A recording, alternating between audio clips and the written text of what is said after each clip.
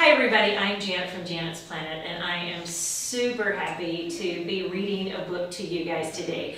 We all know that the great eclipse is coming. It's 4 days and 12 hours. I don't know, it's soon, and we've been counting down. My favorite book has been American Eclipse by David Barron. And this guy went and dug deep and found all of this great material from the total solar eclipse that happened in 1878. And I just want to read you a portion. This lady, Mariah Miller, she had already discovered a comet. She was a professor at Vassar, but guess what? They kind of didn't give her the best of lodging as her male counterparts. But this is her at something, it was the Women's Congress that unfortunately got called the Petticoat Parliament. That's another story, but listen to what she said. When we inquire in regard to the opportunities afforded to women for the study of science, we are not surprised to find them meager and unsatisfactory. She also said, taking our whole country into consideration, there is very little attention paid to science.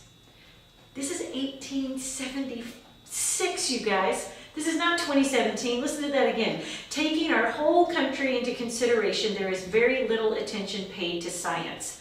The same influences which deter men in scientific research operate only more forcibly upon women, she said. And then she made what many in American society would consider a bold, even distasteful proposal. I should like to urge upon young women a course of solid scientific study in some one direction for two reasons. First, the needs of science. Second, their own needs. Oh my gracious, am I in love with Mariah Mitchell or what? And then get this, there was also a gentleman, I use that phrase fairly generously, that said that a woman should not use her brain or her intellect too often or too much, either because it might hurt her femininity or her reproductive skills.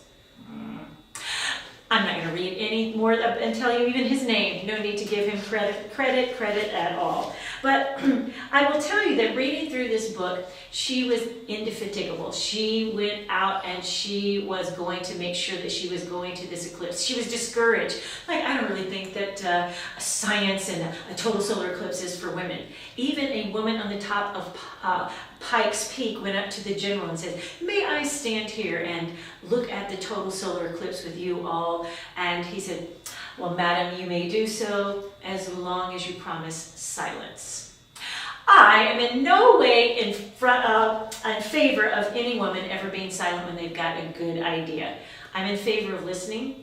I'm in favor of learning big words. Did you hear me on indefatigable? It took me forever to, like the first time I heard it, I was pretty sure it was a disease. So I will just tell you that that's the power of reading. Like, maybe I'm a geek. Okay, so you've watched Janet's Planet, so you know that I am.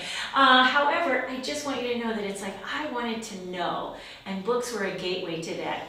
And I want to read one more passage back here, and listen to this. For Mariah Mitchell, the eclipse had produced no great scientific discoveries, but her expedition had achieved a remarkable goal.